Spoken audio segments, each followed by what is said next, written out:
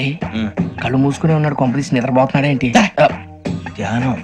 కళ్ళు మూసుకొని ఎవరినో కాంటాక్ట్ చేస్తున్నారు. అవునా? అబ్బా.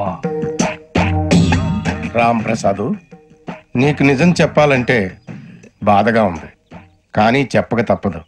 ఎందుకంటే అది నిజం కాబట్టి. Correct sir, correct. ఏంటి సార్ అది? నీకు 40 ఏళ్ళు వచ్చే వరకు కష్టాలు తప్పవు గురుజీ. అవి మామూలు కష్టాలు కావు, అష్ట కష్టాలనే చెప్పాలి. ఉదాహరణకు అవి ఎలా ఉంటాయంటే, దొరక్క నీకు ఫుడ్ దొరికితే అది నీ నోటికందే లోగా నీ కాలో నీ చెయ్యో తగిలే మట్టిపాలైపోతుంది. నీ వాకలికి తట్టుకోలేక అప్పు కోసం ఎండను పడి వెళితే అక్కడ తాళం వేసి ఉంటుంది. మరో కఠోరమైన నిజమేమిటంటే, నీ దరిద్రాన్ని చూసి భరించలేక నీ భార్య లేచి వెళ్ళిపోతుంది. ఒక్కతేనా ఎవరితోనన్నా? తప్పు. అతని దురదృష్టాన్ని చూసి ఎగతాళి చేయకు రమణ. Sorry sir. ఇదయ్యా రాంప్రసాద్, నువ్వు ఈ 40 ఏళ్ళు ఈ నరకాన్ని అనుభవించక తప్పదు. 40 ఏళ్ళు తర్వాత అలవాటైపోతుంది. ఇక నువ్వు వెళ్ళొచ్చు. ఏమో వెంకటేశ్వరరావు, కులాసైనా రమ్మన్నారట. నీకు శుభవార్త చెబుదామని పిలిపించాను. ఏంటి గురుజీ? నీకు శుక్రమహాదశ ప్రారంభం అవబోతుంది. అంటే శనిగా సెట్ అయిపోయినట్టేనా? ఆల్మోస్ట్ అయిపోయినట్టే. మీరంతా టోపీలు పెట్టుకునే ఉద్యోగాలు కూడా చేసుకుంటారు. ఇప్పటిదాకా మేమందరికీ టోపీలు పెట్టాం గానీ మాకు మేమే టోపీలు పెట్టుకుంటాం ఎప్పుడు అనుకోలేదు గురుజీ. అదే విధి. మరి ఇప్పుడు బిల్ల బంటోతు నుంచి బీట్ కానిస్టేబుల్ వరకు అందరికి నెత్తిమి టోపీలు ఉంటాయి. అందులో ఏ ఉద్యోగం? ఎస్ఐ గారు కూడా టోపీ పెట్టుకుంటారు కదా. ఏది మన చదివే చదువులకు ఎస్ఐ ఉద్యోగాలు ఇస్తారేంటి? గ్రహాలు శాసిస్తున్నప్పుడు చదువులతో పని లేదు. ఏబిసిడీలు చదివినా చాలు మీ జీవితాలు విచిత్రమైన మలుపులు తిరుగుతాయి. మీకు విపరీతమైన ఫాలోయింగ్ వచ్చేస్తుంది. మీరు చాలా ఫేమస్ అయిపోతారు.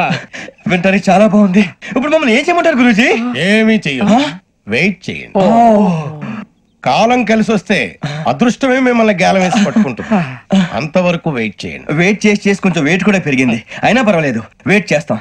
అందాక ఏ అప్పు సపోర్ట్ చేసుకుని తాగుతాం, బ్రతుకుతాం అన్నట్టు. అప్పు అంటే గుర్తొచ్చింది.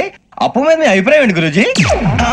ఏంటరా కింద నుంచి మీకు ఎదుగుతున్నాను రా. ఇక్కడేం చేస్తున్నారు?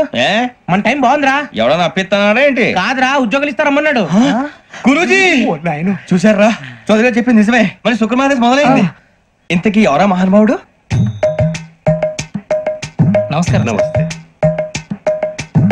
అయినరా నేను చెప్పింది? ఆహా, సాక్షాత్ ఎంప్లాయ్మెంట్ ఎక్స్చేంజ్ నడుచుకుంటూ వస్తున్నట్టు ఉంది. పదండి పట్టేద్దాం. నమస్కారం సార్. నమస్తే. వీలే సార్ మా ఫ్రెండ్స్. నమస్తే. నేను చెప్పానుగా, భగవాన్ గారు. ఆహా, పేరులోనే దేవుడు ఉన్నాడు. లోపల కూడా పాజిటివ్ థింకింగ్ ఎక్కువ. ఇంతకీ మీరు ఇండియానా చైనీసా? India sir. మా ఫేస్ చూస్తారు అనిపించలేదు మీకు? భలే కామెడీ ఫీల్ అలా ఉన్నాడు. నేను అడిగేది ఇండియన్ రెస్టారెంటా చైనీస్ రెస్టారెంటా అని. నేనేది ఓపెన్ గా డిస్కస్ చేయను కదా. పేరు చూసుకుల్లో డిస్కషన్ పెడతాడు అనుకుంటే వీటేంట్రా హోటల్ అంటున్నాడు. బాబు ఎట్ ఫీల్ అవుతున్నాడు. అంతా మీ ఇష్టం ఉంటాడు సార్. ఫస్ట్ చైనీస్ రెస్టారెంట్ కి వెళ్దాం. నెక్స్ట్ అక్కడ డిసైడ్ చేద్దాం. చాలా ఇబ్బంది పడుతున్నట్టున్నారు. నువ్వు చేత్తో తినే బాబు. నేను జనరల్ గా చైనీసే ప్రిఫర్ చేస్తాను. ఫ్యాట్ కంటెంట్ తక్కువ ఉంటది కదా. రేపు నుంచి మేము కూడా ఇదే ఫాలో అవుతాం.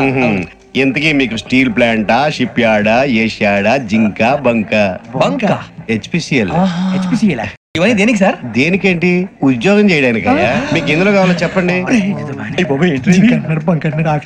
నేను అమలపోతున్నారా? ఏంటయ్యా డిస్కషన్స్? మాకు నీ ఛాయిస్లు ఉంటాయి అనుకోలేదు. మీరు సడన్ గా జింకు బంకు అంటే సింక్ అవడానికి కొంచెం టైం పట్టింది. అదే అదే జేసీ గారు టోపీలు పెట్టుకుని ఉద్యోగం అన్నారుగా. వీటిలో టోపులు పెట్టుకునే జాబ్లు ఎక్కడ ఉన్నాయండి? అన్నిటిలోనే ఉంటాయి. వాటిలో కూడా ఉంటాయి. వాచ్మెన్ ఉద్యోగం కావాలా? ఇంతకీ మీరు అనే జాబ్ ఏంటి సార్? నేను చెప్పేది టోపులు పెట్టుకునే ఉద్యోగం కాదు, టైల్ కట్టుకునే ఉద్యోగం. అది టైల్ కట్టుకోవటం మాకు రాదు. వాళ్ళు కడతారులే. ఇంతకీ మీకు జిఎం కావాలనా, ఏజిఎం కావాలనా? అతను పిలుస్తున్నాడు చూడు బాబు. జిఎం అడిగితే ఎలా ఉంటుందంట? ఏజీఎం అంటే వెంటనే కొంచెం పెద్దదిగా ఉంది. అడుగు. ఏజీఎం ఇప్పించండి సార్. అనుకున్నాను నువ్వు ఇది అడుగుతావని. జిఎం అంటే జనరల్ మేనేజర్, ఏజిఎం అంటే అసిస్టెంట్ జనరల్ మేనేజర్. తూచండి, మాకు జిఎంఏ కావాలి సార్. అది సరే కానీ భగవాన్ జీ, ఈ ఉద్యోగాలకి టోపులు పెట్టుకుని వెళ్ళొచ్చా? నీ ఇష్టం వచ్చినట్టు వెళ్ళొచ్చమ్మా. నాకు జింక్ లో నాకు స్టీల్ ప్లేట్, నాకు బంకులో కన్ఫ్యూజ్ చేయగానే ఆయన్ని అందరికి ఒక చోట ఇప్పించండి సార్. కలిసి పని చేసుకుంటాం. జీతం ఎంతండి? 30,000 అంటే 40,000. వడ్డీ ఎంత? అప్పు కాదయ్యా, నీకు ఇచ్చే జీతం. అంటే తిరిగి ఒక్కలేదా? ఫ్రస్ట్రేషన్ లో ఉన్నట్టున్నాడు. అవునండి. నువ్వు ఇచ్చిన వాళ్ళు తీసుకోరు. మాకు అవసరం కూడా అదే. అంతేకాదు ప్రతి నెల గ్రాట్యుటీ, పిఎఫ్, సిఎఫ్. బియ్యం కూడా సార్? ఏ నువ్వు యాక్ట్ చేస్తావా? భగవాన్ జీ, మీరు ఇదంతా ఎందుకు చేస్తున్నారు? ఊరికే మాత్రం కాదు.